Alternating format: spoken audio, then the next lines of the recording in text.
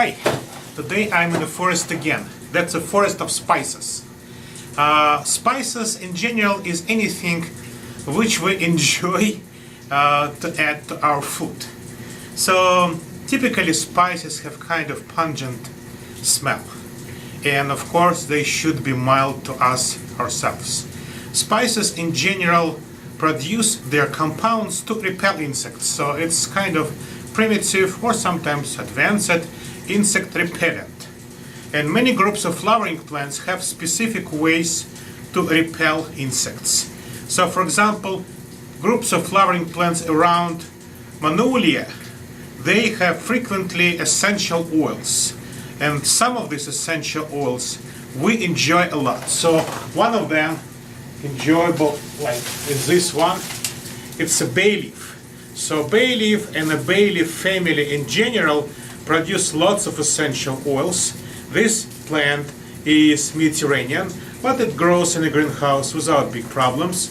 So they produce lots of oils, mostly in leaves, and we use dry leaves for cooking. Well, we can use everything else. Actually, there is no restriction to use bark or other parts of plant, but this is more damaging and not easy to use. However, in one case we use the bark, and it's the same family of bay leaf. This is a plant which are to extract it from a forest. So this is cinnamon. So cinnamons typically produce bark, so you might see something brown here. And when the plant is maturing, this bark will increase in size, and people use a knife to remove the bark from a plant. However, in China, for example, they use cinnamon leaves as typical bay leaf leaves, so use it for cooking, specifically for meat dishes. So in case of cinnamon, we can use both things together if you like. The third one is growing right above me. So this is it. This is it. This is it. This is it. So this is nutmeg. So nutmeg family is different from bay leaf, but the smell also present very well in the leaf. In case of nutmeg plant is this one. In case of nutmeg, we use what covers the seed, arillus.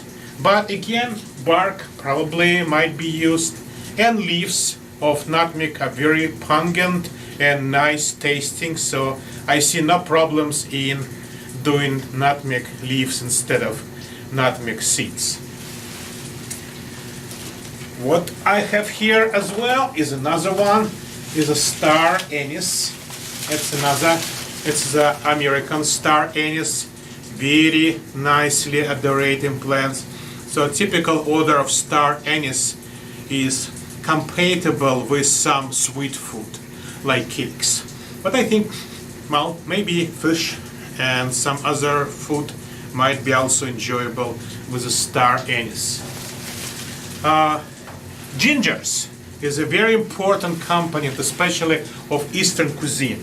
So you can see big white ginger. That is a very powerful plant. I mean, start to be invasive in many tropical regions. Whites with yellow, nice flowers.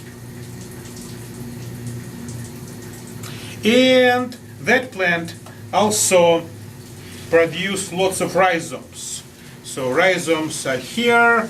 Not sure if they're visible very well, but they try to, well, grow horizontally and make some subsidiary roots. Sometimes you can remove basal parts of stems and enjoy the ginger, because this is actually what ginger is. So older stems can be removed and used for cooking. I can do it all the time. Finally, it is not exactly spice. It's however, I don't call it fruit or stimulant because it's some stay in between.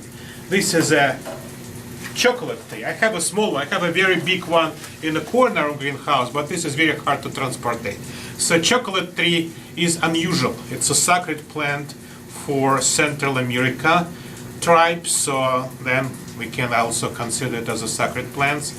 And it produces interesting oil which has a melting temperature very similar to the temperature of human body.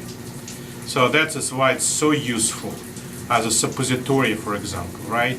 And it's very useful also for eating because oil is nutritious and we use it as a part of chocolate. Chocolate also consider theophylline and theobromine, which not far away from caffeine, and they provide some caffeine-like effect as well. So another funny thing about chocolate tree, that flowers will appear on stem. It also very fast growing. This plant is just 1 year old and it will grow much bigger soon. Thank you.